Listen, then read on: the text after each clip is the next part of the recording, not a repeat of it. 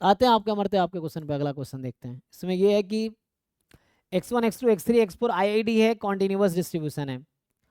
तो मुझे बताओ कि x1 x2 x3 x4 ये आईआईडी है जिसका कोई पीडीएफ होगा, वो दिया नहीं क्या है। तो अगर मैं बोलता हूं इस ऑर्डर में अगर मैं अरेंज करूं, लेस देन मान लो, तो what is the total number of possible arrangement, कितने तरीके से अरेंज कर सकता हूं चार नंबर को इस इनइक्वालिटी पे। Total number of way of arranging four numbers, permutation of four different objects. तो number of element in sample space आ जाएगा 4 फैक्टोरियल 24। अब उन 24 में से सेलेक्ट करो कि कितने हैं जो इवेंट में आएगा। तो ये तो सैंपल स्पेस था, इवेंट क्या है आपका?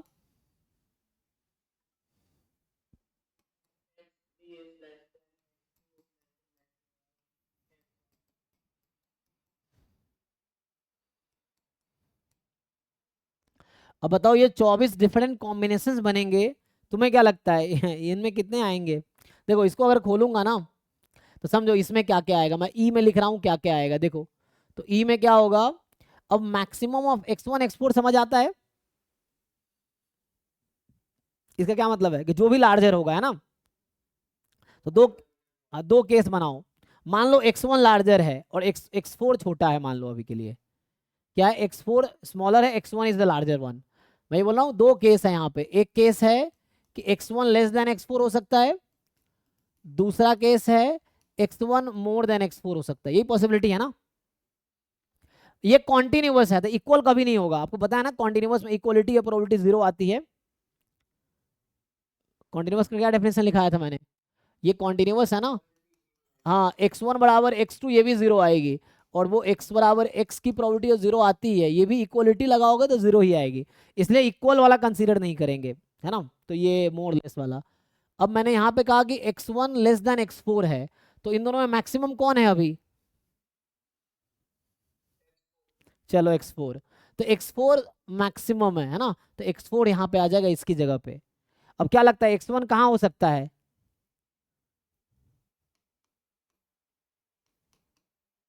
अभी समझो ठीक से। अब हमने जब माना कि x1 x4 जो है में मैक्सिमम x4 है, मतलब दोनों में लार्जर x4 है, तो x1 को अब कहाँ कहाँ रख सकते हो आप सोचो।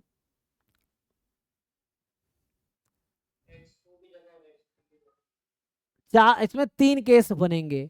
हो सकता है कि x1 मान लो यहाँ पे आ जाए कि x4 से छोट x1 है।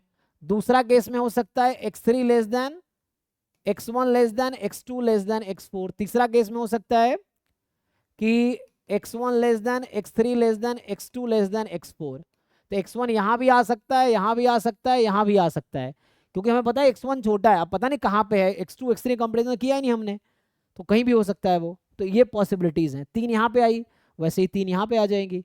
यहाँ पे आपने अज्यूम किया कि x1 लार्जर है, तो x1 सबसे राइट में होगा। अब तो यहाँ पे आ जाएगा x3 less than x2 less than x1। x1 में लार्जर माना ना, तो x4 कहाँ पे हो सकता है? कहीं पे भी हो सकता है।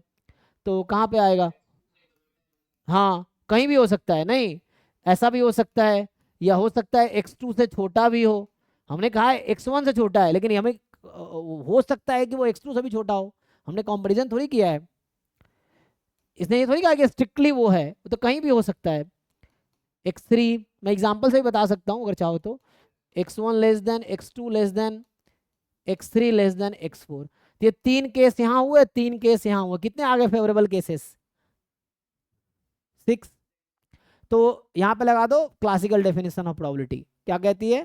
Favourable outcome upon total outcome. Favourable कितने हैं, हो गया।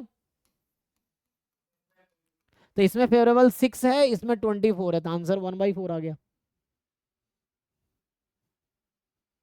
ठीक है भाई। तो ये देखना है किसमें कैसे केसेस हो सकते थे, तो ये इसके हिसाब से केसेस बनाए। चलो भाई नेक्स्ट समझते हैं, आपके क्वेश्चन पे आते हैं, तो बाकी लोगों को देखते हैं फिर। तो